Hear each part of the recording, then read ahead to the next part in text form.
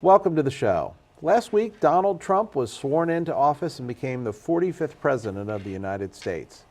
Ron, after seeing his inaugural address and his first few actions in his first few days in office, how's Trump shaping up as the 45th President of the United States? I think he's kind of forgot the campaign is over. I wish him well. I honestly wish him well. We can't afford to root for the opposing team, but I think he's getting caught up on mundane topics that take away from what the presidency is all about. We can go so many days and sign orders, put them up, show them to everybody, and then there becomes a point of governing.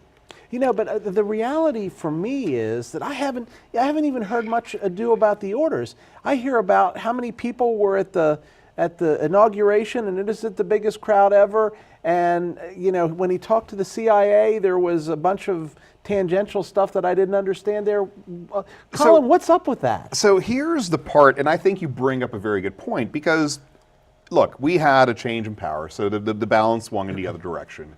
We expect things to be undone and things to change direction, to have executive orders that are going to supersede what was done before.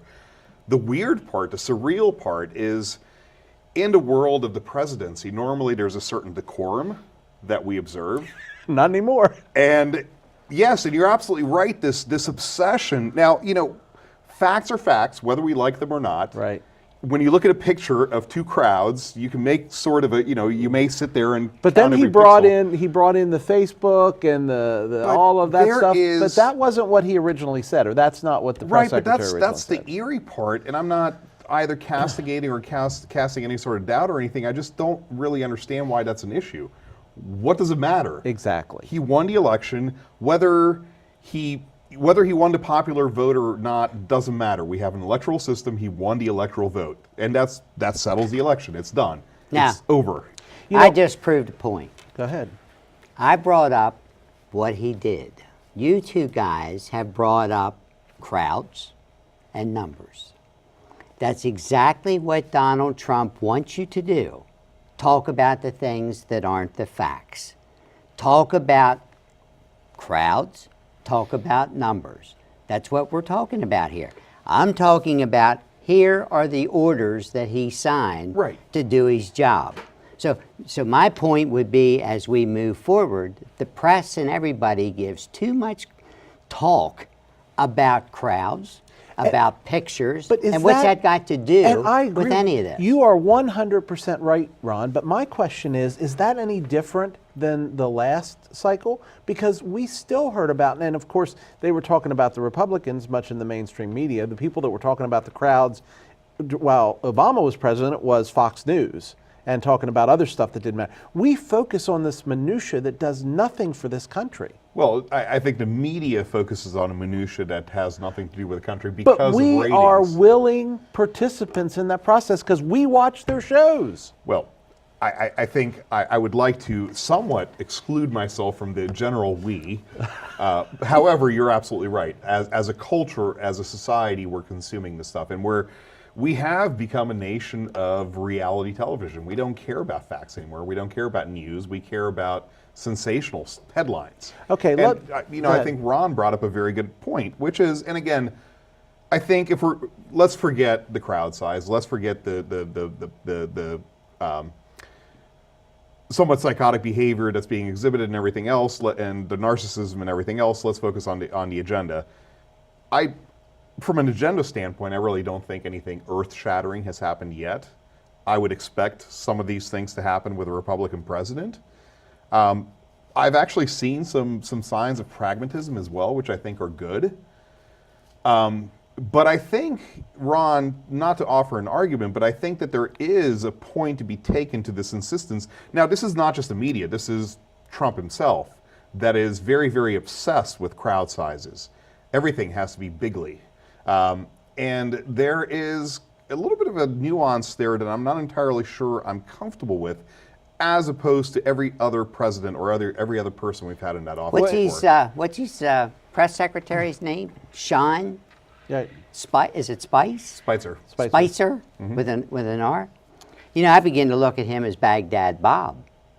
Remember Baghdad Bob back during the Iraq War, where he came out and told about there wasn't a problem.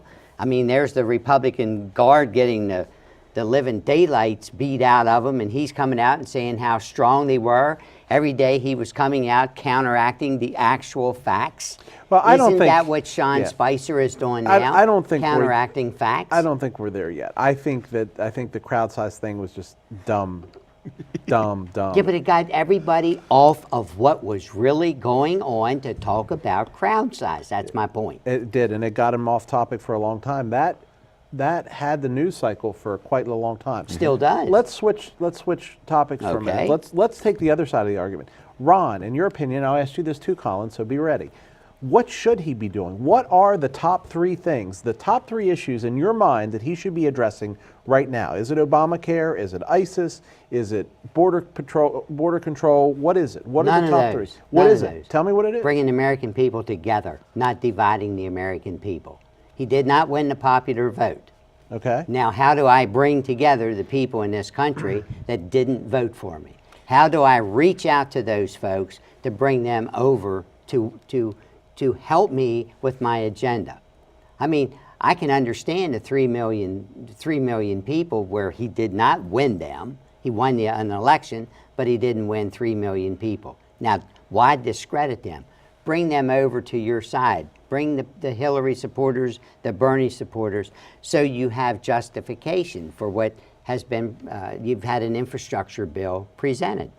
Shouldn't that be passed? Shouldn't we be talking about infrastructure? To me, infrastructure is far more important than those gas lines or oil lines. It's going to be run from Canada here. That's going to help a couple of people and provide 50 jobs. Well, the reality of the matter is, look, we're already pretty much self-sufficient on oil.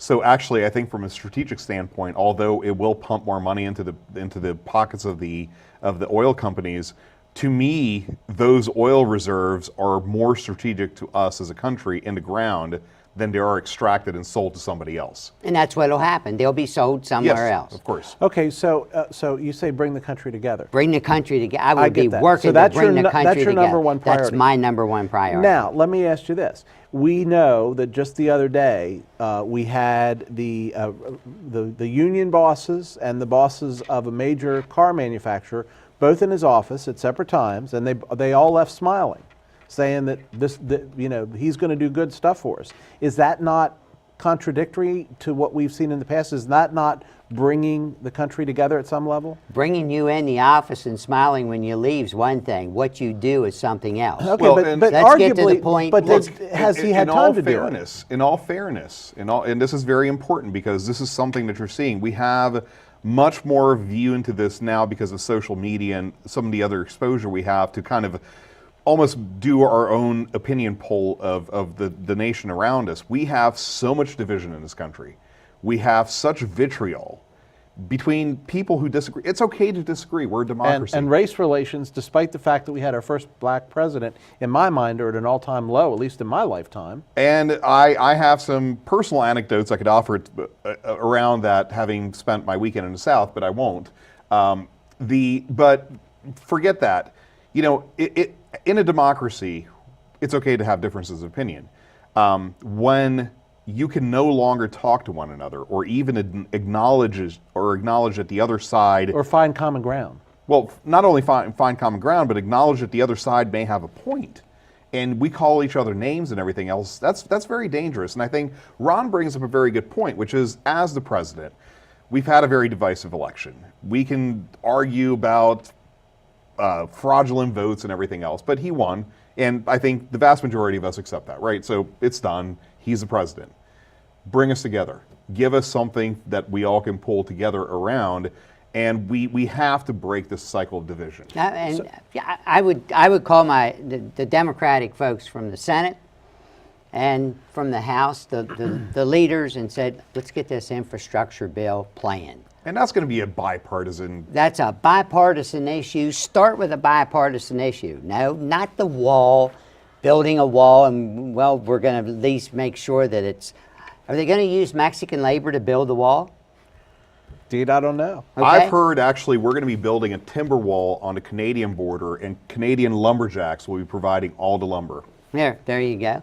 So we start this whole process with an infrastructure bipartisan effort to bring people together right off of the bat. That's what I would do. Does it strike you as odd? And I was listening to Fox News the other day, and they were lamenting that the Congress and the Senate is already slowing things down for Obama or for President Trump. They're slowing down his nominees from getting confirmed. Yet, wasn't it that same group of people, and wasn't it that same group of people that when the issue came up of appointing a new Supreme Court justice, they said, let's slow it down. No, let's stop it. And on the other side, wasn't it MSNBC that was saying, you got to support putting a Supreme Court justice on the bench, but now they're saying, oh, well, let's make sure we don't approve. Well, and what I would say to that is it's a good thing that we don't... this is hypocrisy at its finest. It's a good thing we do not have a constitution that enables the media to run our government, and we do have the balance of power between the various branches of government exactly for that reason. The problem is the populace as a whole is being so swayed, and I think this is to your point, by these media outlets, which really aren't neutral bringers of news any longer. They're not. They're providing their particular point of view in order to get ratings. Yeah. But you have to have someone talk truth to power. You do. Well, And the right problem now, is there is no one nobody's talking truth to power. And the problem is, and I'm going to get the percentages wrong, but the vast majority of media at this point is opinion-based, not facts-based. We don't have a news media like we used to have, and I don't care whether it's broadcast news or Fox News or CNN or MSNBC, they're talking opinion, and we need more facts. I'm going to take the last word on that. Up next, our panel sheds some insight on Governor Hogan's most recent budget proposal. We're back in 3 minutes. We hope you're back too.